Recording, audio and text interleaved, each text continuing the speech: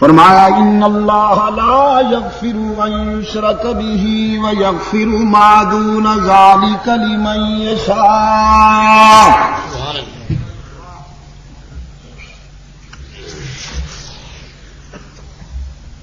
شاہ شہید رحمت اللہ علیہ کی قبر پہ گئے کبھی؟ اسماعیل شہید کی؟ میں جب ہزارہ ڈویژن پہ جاتا ہوں تو کوشش کرتا ہوں کہ وہاں سے ہو آؤں۔ ایک عبارت لکھی ہوئی ہے پتھر پر،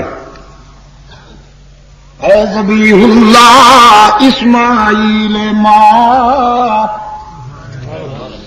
شد ندایت سور اسرافیل ماں، خون خود را در کو سار لیک بیج حریت در ہند بیخ۔ اللہ کے ولی ایسے ہوتے ہیں جن کی زندگی کا ایک ایک لمحہ اس پر بھروسے اور توکل سے مزین نظر آئے، اور زندگی کا ایک ایک نقش اطاعت رسول کے رنگ میں رنگا ہوا نظر آئے۔ رحمت عالم صلی اللہ علیہ وسلم نے فرمایا شرک معاف نہیں ہوگا۔ اسلام قبول کرنے کے باوجود اگر شرک کرو گے تو جہنم سے نہیں بچ سکو گے۔ ویسی کہنے لگا اللہ کے رسول، قرآن کریم میں ایک اور گھنونے جرم کی بابت بھی بڑی سخت وعید آئی ہے۔ فرمایا من قتل منکم مؤمنا متعمدا فجزاؤه جہنم خالدا فیہا۔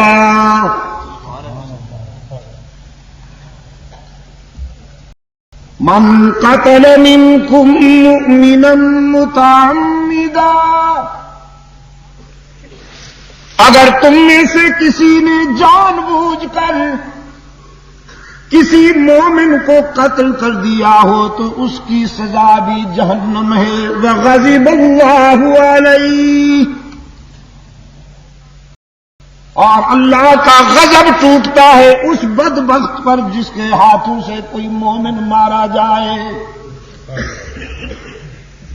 ویسی زارو قطار رونے لگا، کہنے لگا اللہ کے معبود، میرے ہاتھوں سے تو مومن نہیں مومن اعظم مارا گیا، میں تو حمزہ کا قاتل ہوں، تو کیا میرا یہ جرم بھی معاف ہو سکتا ہے؟ قرآن کریم نے تسلی دیتے ہوئے فرمایا الا من تاب وآمن وعمل عملا صالحا فأولئك يبدل الله سيئاتهم حسنات وكان الله غفورا رحيما۔ وہ شخص کہ جو دل سے سچے دل سے توبہ کر لے، خلوص سے توبہ کر لے، ایمان لائے اور عمل بھی اچھے ہوں، قرآن کریم نے اطلاع دی ہم اس کا یہ جرم بھی معاف کر دیتے ہیں۔ صرف معاف نہیں، فَأُولَئِكَ يُبَدِّلُ اللَّهُ سَيِّئَاتِهِمْ حَسَنَاتٍ، اس کی سیئات کو حسنات سے بدل دیتے ہیں، اس کی برائیاں خوبیوں میں بدل جاتی ہیں۔ وَكَانَ اللَّهُ غَفُورًا رَحِيمًا، کہ وہ بڑا غفور رحیم ہے۔ وحشی کہنے لگا اللہ کے رسول، ایمان کے بعد قرآن کریم نے عمل صالح کی شرط لگائی ہے اور میرا نفس بڑا سرکش ہے، اندیشہ ہے کہ یہ شرط مجھ سے پوری نہ ہو. ایمان تو لے آؤں، اسلام قبول کرنے کے بعد شرک بھی نہیں کروں گا، لیکن اگر کوئی عملی کوتاہی ہو جائے، نماز وقت پہ ادا نہ کر سکوں، روزے میں کوتاہی ہو جائے، حج میں کوتاہی ہو جائے، زکوٰۃ میں کوتاہی ہو جائے، پھر جہنم رسید ہو جاؤں. مجھے تو گارنٹی چاہیے کہ اس قسم کی اگر کوتاہیاں ہو جائیں تو جنت مل جائے. یہ آیت نازل ہوئی. قل یا عبادی الذین اسرفوا علی انفسهم لا تقنطوا من رحمت اللہ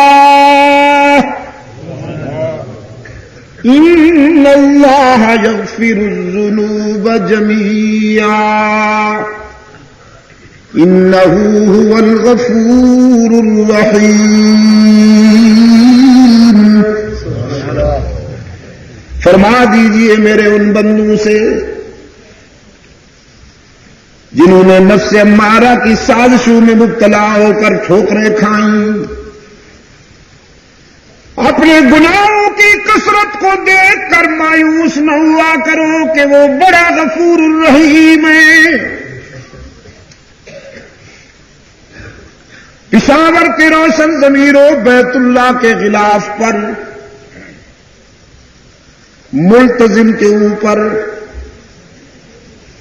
مقام ابراہیمی کے سامنے کھڑے ہو کر دیکھیے، چمک رہی ہے یہ آیت.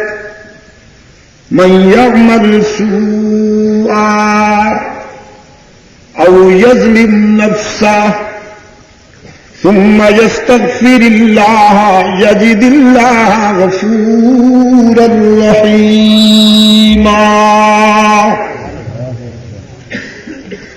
جس نے بہت ٹھوکریں کھائی ہوں، بہت خطائیں کی ہوں، لیکن جب شرمندہ ہو کر میرے در پہ آئے گا تو مجھے غضبناک نہیں پائے گا، مہربان پائے گا. میں کہا کرتا ہوں روشن ضمیروں، پشاور کے روشن ضمیروں، باقی جہاں جاؤ گے لوٹے جاؤ گے. یار لوگ تمہاری جیبیں ٹٹولیں گے. مرید بیچارہ کھجلی بھی کرے تو حضرت صاحب کہتے ہیں، سمجھتے ہیں نذرانہ نکال رہا ہے. باقی جہاں جاؤ گے لوٹے جاؤ گے. یار لوگوں نے آستانے سجا رکھے ہیں، جھنڈیاں لہرا رکھی ہیں، چادریں چڑھا رکھی ہیں، زلفیں بڑھا رکھی ہیں، اور نعرہ ہے، ماٹو ہے، کچھ لے کے آؤ گے تو کچھ لے کے جاؤ گے، خالی ہاتھ آؤ گے تو خالی ہاتھ جاؤ گے. لیکن رحمت عالم صلی اللہ علیہ وسلم نے انسانیت کو وہ در دکھایا، رب العالمین کا در رحمت، جہاں سے ہر وقت صدا آتی ہے، کچھ نہ لے کے آؤ سب کچھ لے کے جاؤ، خالی ہاتھ آؤ دامن بھر کے جاؤ. باز آ ہر آنچ ہستی باز آ، گر کافر و گبر و بت پرستی باز آ. ای درگہ ماں درگہ نومیدی نیست، صد بار اگر توبہ شکستی باز آ. او گناہگار اگر 100 مرتبہ بھی توبہ کر کے توڑ بیٹھائے، نبھا نہیں سکا تو مایوس ہونے کی کوئی بات نہیں. فرمایا ایک بار پھر میرے در پہ آ کے دیکھ، جبین نیاز جھکا کے دیکھ، طلب کا دامن پھیلا کے دیکھ، ندامت کے اشک بہا کے دیکھ، میرے فضل و کرم کو آزما کے دیکھ. تیرے آنے میں دیر ہے، میرے راضی ہونے میں دیر نہیں ہوگی.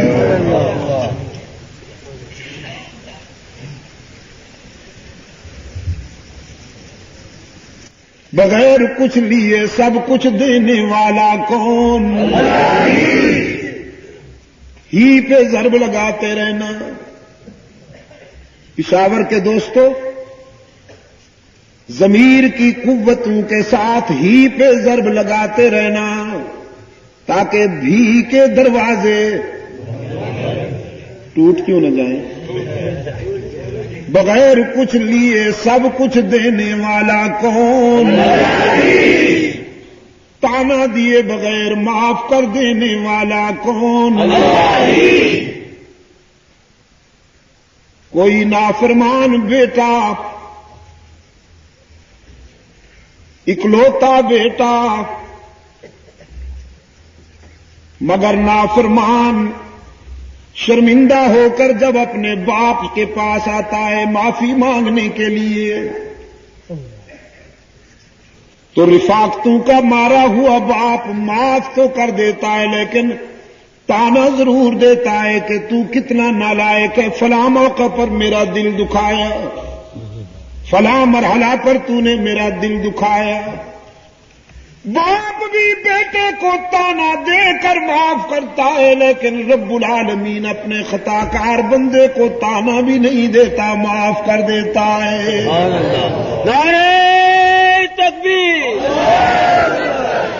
حدیث قدسی رحمت عالم صلی اللہ علیہ وسلم نے فرمایا، میرا رب کہتا ہے جب کوئی بوڑھا گناہگار شرمندہ ہو کر میرے در پہ آئے، وہ بوڑھا جس کی جوانی چونچلوں میں گزری، جس کا شباب علل تللو میں گزرا، نشہ تھا شباب کا، ترنگ تھی جوانی کی، دولت کی مستی تھی، برادری اور پارٹی کا غرور تھا، رگوں میں گرم گرم خون کی روانی تھی، دولت کی فراوانی تھی، ساری زندگی بغاوت میں گزار دی، ایک بار بھی میرے در پہ سجدہ ریز نہیں ہوا، نامہ اعمال میں ایک بھی سجدہ نہیں، ایک بھی نیکی نہیں،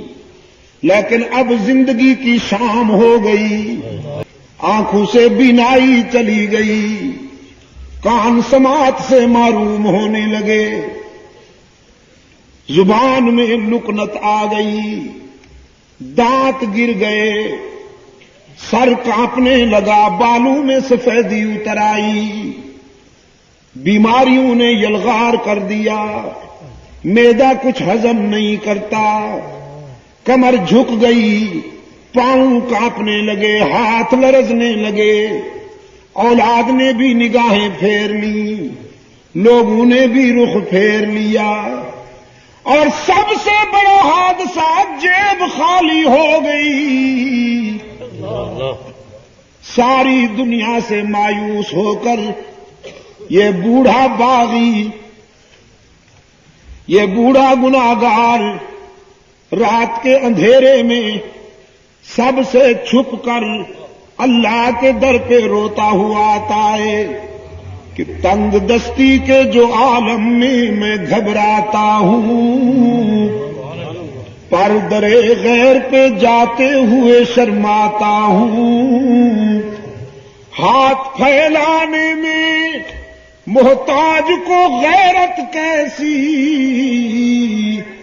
شرم اتنی ہے کہ بندہ تیرا کہلاتا ہوں۔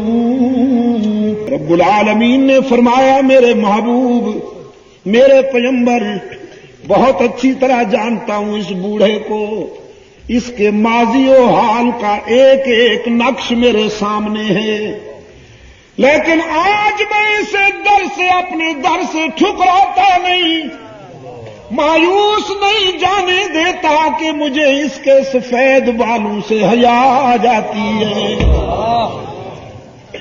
کہ اگر میں بھی اسے ٹھکرا دوں تو کہاں جائے گا، یہ بھول گیا میں کیوں ٹھکراؤں۔ ہاں بیٹا، چھوٹا سا بچہ اگر اپنے گھر سے ہٹ کر کسی دوسرے کے گھر پہ جا کے مانگے پڑوس کے دروازے پہ کھڑے ہو کر مانگنے لگے تو پھر ماں یہ تو نہیں کہتی کہ جاؤ اسی گھر میں رہو، تم نے ان سے مانگا کیوں، ان کے دروازے پہ گئے کیوں؟ ماں آتی ہے، اپنے لال کو اٹھا کر سینے سے لگاتی ہے، منہ چوم لیتی ہے، کہتی ہے بیٹا یہاں کیوں آ گئے ہو، سب کچھ مجھ سے ہی ملے گا۔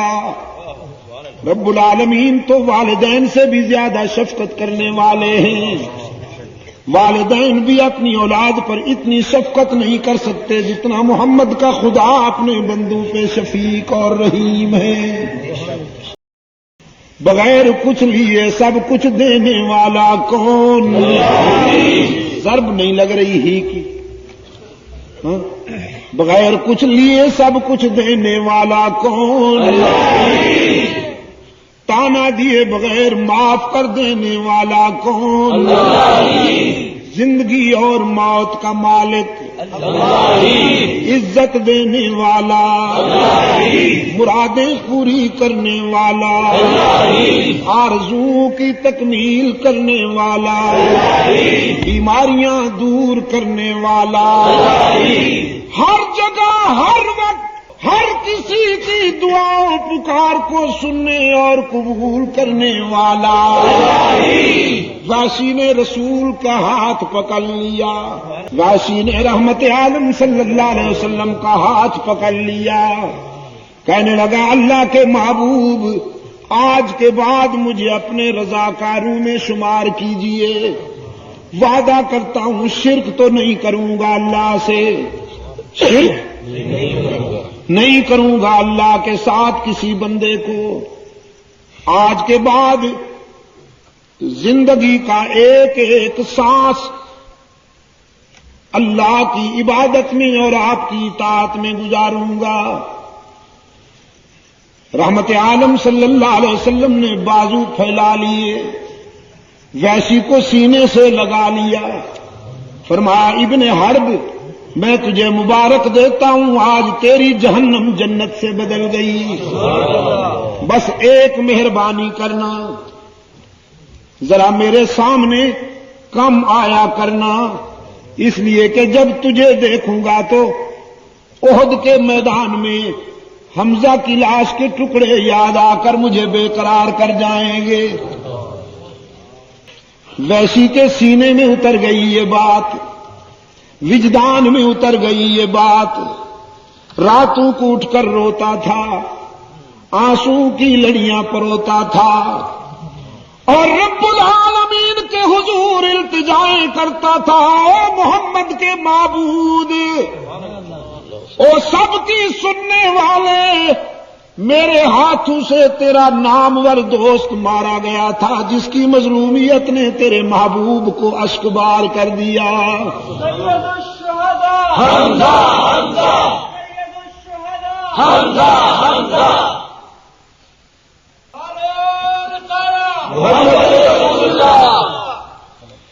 الہ العالمین کچھ نہیں مانگتا ہوں، بس ایک آرزو ہے، ان ہاتھوں سے تیرا دوست قتل ہوا تھا، اب انہی ہاتھوں سے اپنا کوئی نامور دشمن بھی مروا دے۔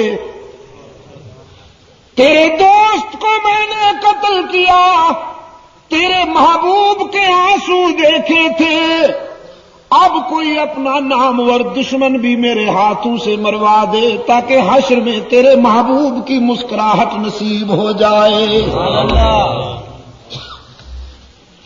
وہ بڑا رحیم و کریم ہے۔ سن لی حمزہ کی بات، وحشی کی بات، خلافت راشدہ کے پہلے تاجدار صدیق اکبر کی متفقہ قیادت میں اس امت نے جہاں اور بہت سے محاذوں پر فتوحات حاصل کی، منکرین زکوٰۃ کی سرکوبی کی، مرتدین کی سرکوبی کی،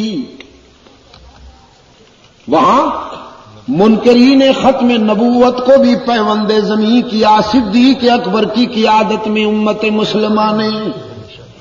مسیلمہ کذاب، جھوٹا، داعی نبوت، جس نے نبوت کا دعویٰ کر رکھا تھا رحمت عالم صلی اللہ علیہ وسلم کے مقابلے میں، صدیق اکبر کی قیادت میں یہ امت اس فتنے کے خلاف جہاد کر رہی تھی۔ بڑے سجیلے نوجوان بھرتی تھے، مجاہدین کا لشکر تیار تھا، اس لشکر میں وحشی بن حرب بھی شامل تھا۔ میدان میں تیاری ہو رہی ہے، صبح میدان میں اترنا ہے۔ وحشی ساری رات دعا مانگتا رہا، مجاہد تیر و تلوار کو درست کرتے رہے، اور وحشی رات کے سناٹے میں آنسو کی برسات میں دعا مانگتا رہا، رب العالمین میری آرزو پوری کر دے۔ صبح ہوئی، لشکر میدان میں اترا، کچھ دیر کے بعد وحشی کی آواز گونجی، فرزندان اسلام مبارکباد دو، محمد کے خدا نے میری آرزو پوری کر دی۔ لوگوں نے دیکھا وحشی مسلمہ کے سینے پہ پاؤں رکھے ہوئے ہیں اور اس کا سر کاٹ کر نیزے پہ اٹھا رکھا ہے، آنکھوں میں خوشی کے آنسو ہیں، لبوں پہ فاتحانہ مسکراہٹ ہے۔ کہنے لگا احد کے منظر نے رسول اکرم کو آبدیدہ کر دیا تھا، اب اس ادا کے ساتھ حشر میں رحمت عالم کے سامنے پیش ہو کر کہوں گا، محمد تیرے دوست کو بھی میں نے قتل کیا تھا، لیکن پھر تیرے بعد نبوت کا دعویٰ کرنے والے کو بھی جہنم رسید کر کے آیا ہوں۔